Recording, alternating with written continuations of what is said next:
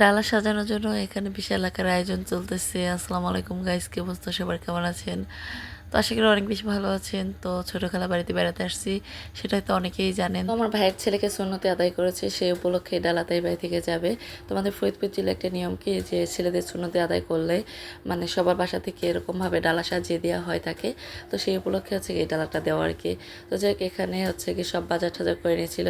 এগুলো এখন আমার বোন প্রসেসিং করতেছিল আর কি। তো এগুলো ক্লিন করতেছিল আর আমি ভিডিও মেক করতেছিলাম। ছোটবেলা থেকে আমি কাজে অনেক নরম, কাজে নরম দেখে আমি যেথায় যাই না কেন আমাকে কিন্তু কেউ কোনো কাজে বলে না। আমি আমার স্বেচ্ছায় যতটুকু পারি ততটুকু করি, তারপর তারা করতে দিতে চায় না, বাট আমি জোর করে করি। এখন তো অনেক বড় হয়ে গেছি আর মাশাআল্লাহ আগে থেকে অনেক বেশি কাজ শিখে গেছি।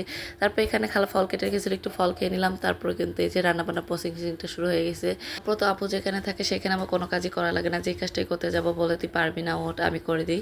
তো যাই হোক, বড় বোন থাকা যে কত বড় সৌভাগ্যের ব্যাপার সেটা যার আছে সেই হয়তো বড় আপু আসলে আমার বাচ্চাদের গোসল করা থেকে শুরু করে এটু যে দায়িত্বটা ও নিয়ে নেয়। তো এই তো বড় বোন থাকা যে কত বড় সৌভাগ্যের ব্যাপার সেটা যার আছে সে হয়তো বোঝে। তো আলহামদুলিল্লাহ আমার আছে, আপনার থাকলে অবশ্যই কমেন্ট করে জানাবেন।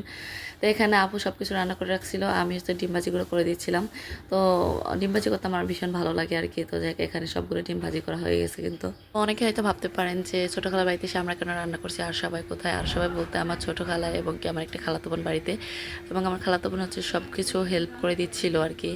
যত কাজ আছে সংসার ওই কিন্তু সবগুলো করে, মানে সব কাজগুলো করে। যেহেতু আমার ছোটো খালা অসুস্থ, ছোটো খালা দুইটা কিডনি কিন্তু ড্যামেজ হয়ে গেছে, মাত্র 20 থেকে 25% ভালো আছে। ডক্টর যেটা বললো, কিছুদিন আগে একটা অপারেশন করা হয়েছে, এখন আল্লাহ দিলে একটু ভালো আছে। তারপর ভালো কি 2 দিন পর অসুস্থ হয়ে যায়। তারপরে এখানে মাছটা ভাজি করতেছিলাম, দেখি মাছটা উল্টাইতেই পারি না, কোনোরকম দুইটা খুচুনির সাহায্যে মাছটাকে উল্টাই নিলাম।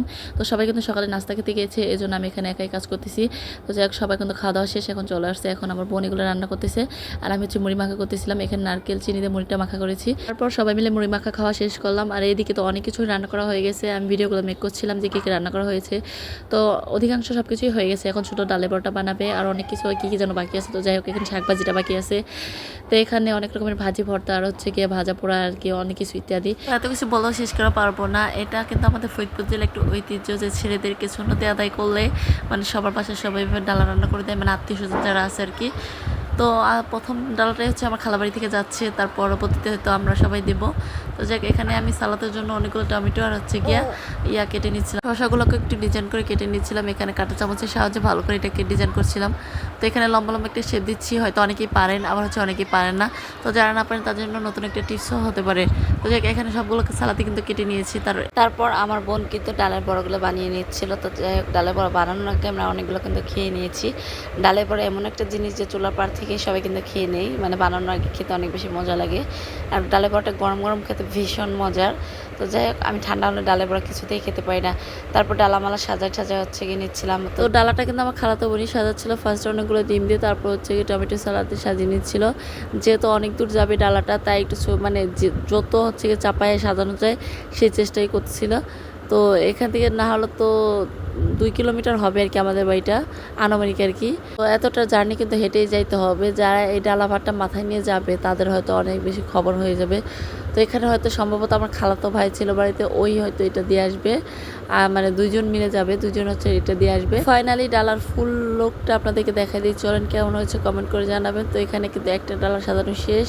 এখন হচ্ছে যত মাছ হচ্ছে গিয়ে ভাজি ভর্তা, তারপর চিকেন মানে ইত্যাদি সব কিছু দিয়ে তারপর হচ্ছে সাজিয়ে গুছিয়ে এই তো আমার বাড়িতে চলে আসছি। বাড়িতে এসে এখন খাওয়া দাওয়া করে ফ্রেশ হবো। তো যাই হোক, কেমন লাগলো আজকে ব্লগ ভিডিওটা অবশ্যই কমেন্ট করে জানাবেন। আর এবং কেমন ডালা সাজানোটা কেমন হয়েছে সেটা কমেন্ট করে জানাবেন। সবাই ভালো থাকেন, আল্লাহ হাফেজ, টাটা। আমরা খেতে থাকি।